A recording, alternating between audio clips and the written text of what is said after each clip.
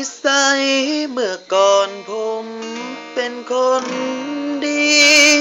บอกเคยดื่มเหล้าสักทีบุหรี่ก็สูบไม่เป็นมีสาวสักคนมาชมว่าผมแสนดีหัวใจดวงน้อยดวงนี้เริ่มมีความหวังขึ้นมา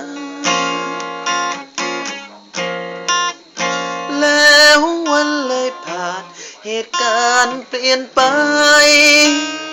คนที่คิดว่าใช่กลับทำลายตายทั้งเป็นจากวันนั้นมาสุราก็เริ่มจำเป็นบุหรี่ผมก็ไม่เว้นอยากทำให้เห็นว่าเป็นเพราะใครช่วยตอบผมหน่อยช่วยตอบผมทีสุราหรือว่าบุหรี่กับสตรีที่มันหลายใจอย่างไหนเจ็บกว่าอย่างไหนสมควรเลิกไป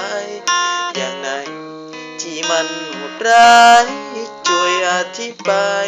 ผมฟังที